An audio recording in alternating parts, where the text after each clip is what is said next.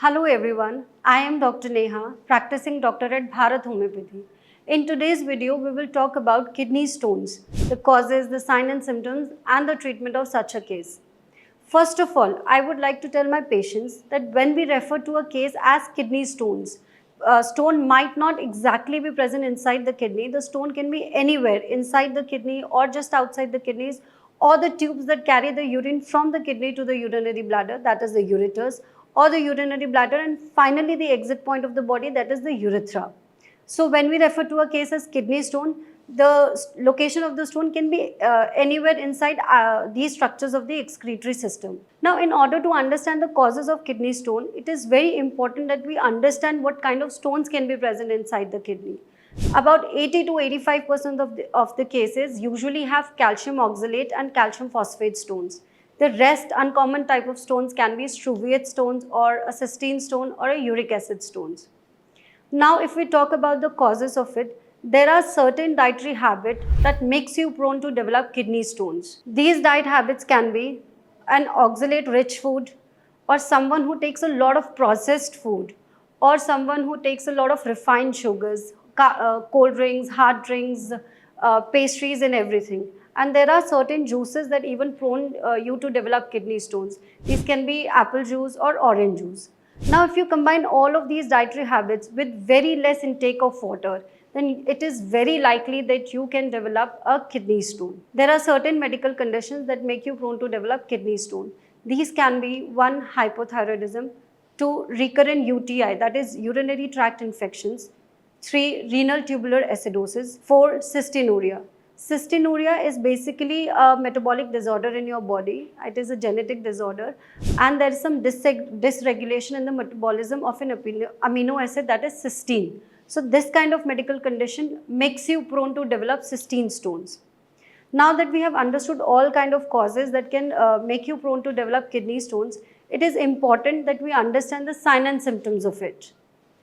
1. Pain is the most consistent symptoms in a case of kidney stone. That is, maximum number of cases present with the symptom of pain. Now, the location of the pain actually starts from the lower backache of your body, which are called flanks. And if the case has got complicated, the stone has got obstructed, the pain can radiate to front side of the abdomen or towards the thighs or even pubic areas. So if you are experiencing excruciating pain and it is referring to other areas of the body, this represents that you have a kidney stone and possibly it has got obstructed somewhere. The other very common symptom that the patient can experience is usually urine related. The patient can experience some burning while passing down urine, or some blood or even cast while passing down urine. So if you're experiencing pain combined with urinary symptoms, it is very less likely that you are a case of kidney stone. In order to confirm this, we'll have to go for certain examination. A simple ultrasound will do the purpose.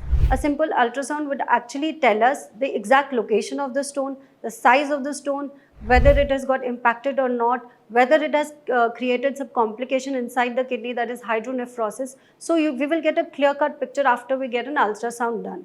And if needed, we advise patient to go for a urine test. That can help us to understand whether the case has got infected or not. Now we have got to know that we have a case of kidney stone in hand. How are we going to judge the management of such a case? It entirely depends on the size of the kidney stone. Suppose the size of the stone is somewhere lesser than 6 mm.